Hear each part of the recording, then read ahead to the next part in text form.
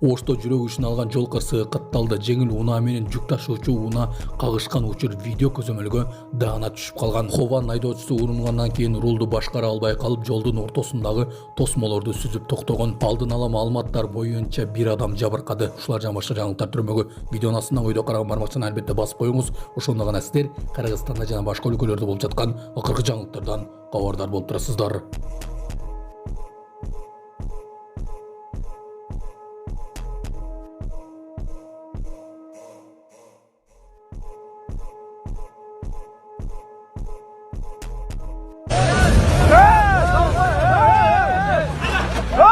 Казакстанда көкпар оюн учурунда жол тандабас унаа аттарды сүзүп кетти. Социалдык тармактарда Казакстанда көкпар оюн учурунда жогорку ылдамдыкта айдаган жол тандабас унаасы аттарды тебелеп өткөн видеосу тарады. Маалыматка ылайык, окуя 1-ноябрь күнү Кызыл Орда облусунда болгон. Облустук полиция билдиргендей, видео боюнча текшерүү жүргүзүлүп, оюн жергиликтүү тургун тарабынан тиешелүү органдарга билдирбестен уюштурулганы аныкталган. Ал жоопкерчиликке тартылган. Ошондой эле бейбаштык фактысы боюнча кылмыш иши козголуп, унаа айдоочусу табылып, полиция бөлүмүнө жеткирилген. Патрулдук унаанын алдында дрифт кылам деп.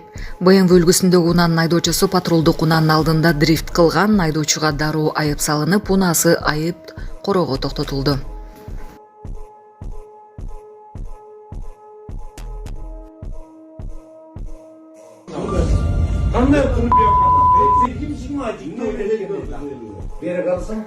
Ооруканада жаңжал чыгарган айдоочу кармалды. Чүй облусунда Мас абалындагы айдоочу ооруканадан жаңжал чыгарып, дарыгерди урган. Бул тууралуу милиция билдирди. Маалыматка караганда 2-ноябрда болжол менен түшкү 12:30 чамасында инспекторлор Токмок Кошой жолунда Toyota Ipsum унаасын токтотушкан. Рулда 32 жаштагы айдоочу болгон жана анын мас абалда экени аныкталган. Айдоочуну медициналык кароодон өткөрүү үчүн Токмок шаардык ооруканасына алып барышкан. Ал жерде ал өзүн агрессивдүү кармап, медайымдарга тил тийгизип, кабыл алуу бөлмөсүндөгү терезени сындырып, дарыгерди урган. Жаңжалдан кийин ал кармалып, шаардык милиция бөлүмүнө жеткирилген. Жарат алган дарыгер арыз жазуудан баш тарткан. Учурда текшерүү уланууда. Саламатсыздарбы, урматтуу мекенештер, өзүңүздөргө белгилүү болгондой, Москва шаарында рейдтер, массалык кармоолор күч алууда. Андыктан документи жок жүрүүдөн абайлаңыз. Эң башкысы официалдуу адамдарга кайрылыңыздар. Таза регистрация мыйзамдуу түрдө даярдайбыз. Мөөнөт өтүп кетсе, базадан чыгып кетсе, Сахарова карточка, ДМС, ННН, СНИЛС, ОМС, медкарта, трудовой договор, кара тизмеден текшерүү, деги эле иш кагаздарда кандай көйгөй болбосун, кайрылыңыздар. Байланыш телефону +7 915 126 73 29. Электр кубаттуулугуна болгон чектөө март айына чейин уланат. Керектөөчүлөр үчүн электр энергиясынын кубаттуулугунун төмөндөшү март айына чейин улана турганын улуттук электр тармагы билдирди. Ага ылайык өлкө боюнча айрым трансформатордук көмөк чордондор ашыкча жүктөө менен иштеп жатат. Ошондуктан эң жогорку жүктөө учурунда кубаттуулук 5-тен 3 киловаттка чейин төмөндөтүлүүдө. Компания чектөө көбүнчө жаңы имараттарда жана жылытуу мезгилинде тургундар көптөгөн электр шаймандарын колдонгон аймактарда болорун түшүндүрдү. Милиция мушташкан балдарды издеп жатат. Бишкекте топтошкон балдар арасында мушташ чыгып, видеосу интернетке тарады. 1-май РИПтен билдиришкендей, бул факты териштириле баштады. Учурда милиция кызматкерлери окуяга тиешеси бар адамдарды табуу жана кармоо боюнча ыкчам иш-чараларды жүргүзүүдө. Британияда пенсионерлерди зордуктаганга шектүү өспүрүм кармалды. Британиянын Суонси королдук соту 18 жаштагы Джимми Тоусту 63, 85 жана 89 жаштагы 4 пенсионерди зордуктаганы үчүн 7 жылга эркинен ажыратты. Тергөө көрсөткөндөй, кылмыш жасаган учурда 17 жаштагы Тоус өзүн медициналык кызматкер, массаж терапевти же терезе жуугуч катары көрсөтүп, жабырлануучулардын үйлөрүнө кирип, аларга кол салып зордуктап жүргөн. 63 жаштагы жабырлануучу укук коргоо органдарына кайрылган. Аны аялдын үйүнө келгенде полиция кызматкерлери кармашкан.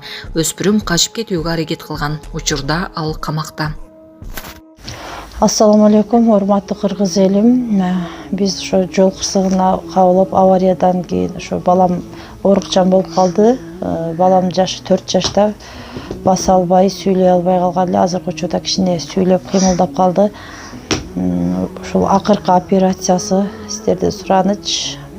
Баламдын операциясына жардам алып кетиңиздер. Алланын ыраазычылыгы үчүн. баланын бир жери ооруса эненин жүрөгү ооруйт 5 сом 10 сом болсо дагы колуңуздардан келишинче жардамыңыздарды аябаңыздар. Ошол дагы азыр биз үчүн чоң жардам. Биздин ушул акыркы операциябыз ушунда үмүтүбүз чоң. Балам басып кетет деген ойдомун. Балам башынан 3 жолу операция болгон. Башында аппарат менен, ошо аппарат менен жашап жатат. Кредиттер Мбанк 593 31 97 кымбат К деп чыгат. О деньги баланс дагы бар ушул номерде. Россия өлкөсүнөн котором дегендерге Сбербанк 7807 Кундузай деп чыгат, өзүмдүн сиңдим. Акыркы операциябыз кайдыгер карабастан ошо кыргыз колдоп жардам бересиз деген үмүттөмүн. Эта яма меня бесит. И кажется, не только меня, потому что она прямо... Блогер жолдогу чуңкурду өз колу менен оңдоду. Бишкекте блогер Элдар Тыналиев Алы Токумбаев проспектисиндеги чуңкурду өз алдынча оңдоду.